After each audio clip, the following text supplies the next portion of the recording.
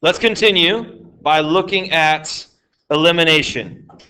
All right, so here are the steps that we're going to use for elimination. All right, and I'm going to show you, my hope is that before we take the test next week, my hope is that, yeah, the same test we talked about yesterday.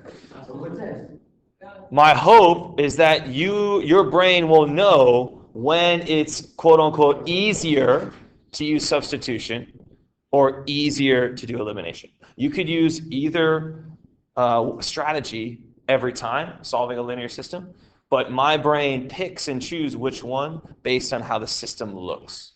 Okay? I hope Daniel comes in soon. Great. All right, so let's look at this one together. So you should notice right away that this looks different than the other system we did together. Okay? The other system we did together had y equals already in place for us. Remember those board problems you did? All right, half of them already said y equals in one of the equations. So that's like telling you, hey, you should do substitution here. All right? But in this case, they're both written in standard form. All right, so nothing is jumping out at me to use substitution. So in order to use elimination, I first have to choose which variable I want to eliminate. Now take a look at your coefficients, 3 and 2. All right, take a look at these coefficients, 5 and 3. In order to eliminate them, I want the coefficients to be the same number, right? The same number, or I want them to be opposite numbers. So here's what my brain is going to do. You ready? My brain is going to multiply the first equation times 2 and the second equation times negative 3. Excellent, Sergio. So the idea being that I'm going to get positive 6x up here and negative 6x down here. Let me explain my thinking. If I multiply this 2 up here, yes, Marina? I'll get 6x, okay? If I multiply this down here by negative 3, I'll get negative 6x. So if I have 6x and negative 6x, I can add them to get 0. No. Could you have just written a positive 3 down here? Absolutely. Then you'd have 6x and 6x, but you would be using subtraction to get 0, right? 6x minus 6x is 0. All right, so my preference, this is just the way I want to do it, is to make one of them a negative so that way I can add them to get 0. It doesn't matter. It's the same thing. You need to eliminate one of the variables. What's another way I could have multiplied here? 3 and 2, negative 2. No, I could have multiplied by 3 and negative 5. Do you see what, if you did 3 and negative 5? Then you'd be eliminating the y's, right? Because this be 15y and this be negative 15y. So you're basically defining the greatest common factor? You could think of it that way. It's up to you on how you want to do it. The GCF. There are options, okay? So I've decided to use 2 and negative 3. Now, the key thing to remember here is that whatever number you put in front of these equations, each of the terms in the equation must be multiplied by it. So I know we're focusing on eliminating x, but you gotta multiply everything by that number. So you get 6x plus 10y, you should be writing this down, equals negative 32. This is elimination. So all I did was multiply each of these 3 terms in the first equation times 3. So I chose these because on purpose I want to get opposite numbers here for my x's. So some students see that you can just put that one in there, right? Like as a way to do it every time. But that would not be using the greatest common factor. Because sometimes, like what if it was, do it over here, 2x and 8x? If you use 8 up here, Camilla, and 2 down here, right, it still would work. But really, you'd only need to multiply the top one by 4 to get 8x. You wouldn't have to touch this one. We're trying to eliminate one of the variables. You absolutely could. They need to be, for me, I want them to be opposite numbers. You got it. Well, the same number, but positive and negative. Oh no, Camilla's still going. That's my point. So, go ahead, Camilla. Remember when I wrote up here, we could have used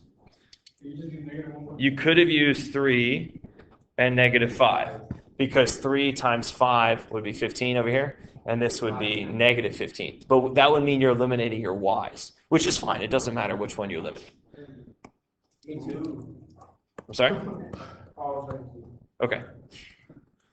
So that one is 2, and this one's negative 3. Okay, so I'm going to multiply every term in this second equation times negative 3 to get negative 6x minus 9y equals 27. So now at this point, I'm ready to add the two equations to eliminate one of my variables. So only one.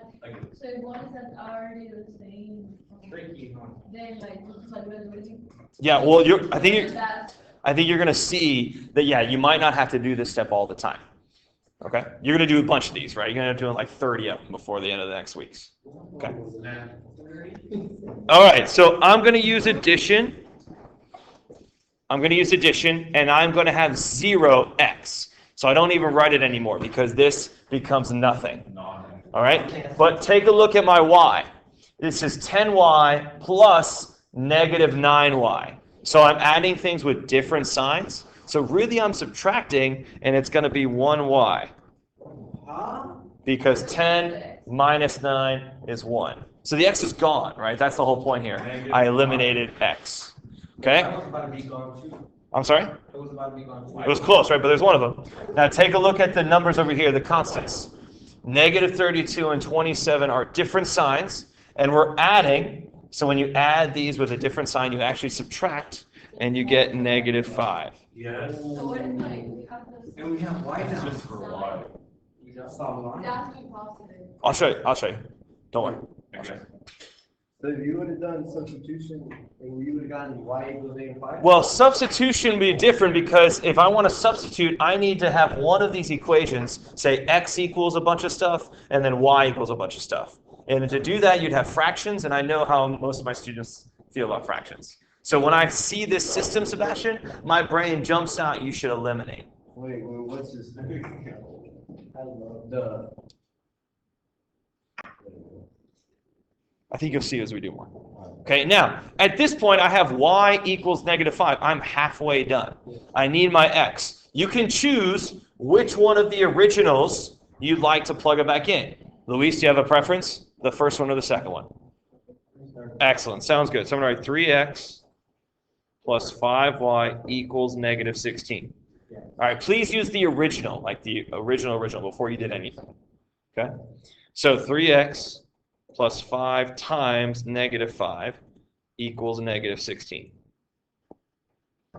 Okay, what is 5 times negative 5? Negative 25. If you move that over, right, if you move over the negative 25 with addition, you're going to have negative 16 plus 25, which is a positive 9.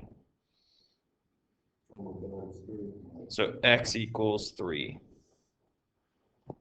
So what is the intersection point for this system? Wow. 3 negative 5. Very good.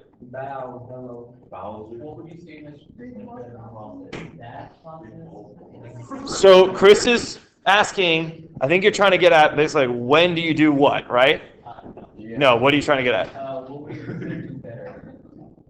The second part of this, so you get the y to the equation, or do this other?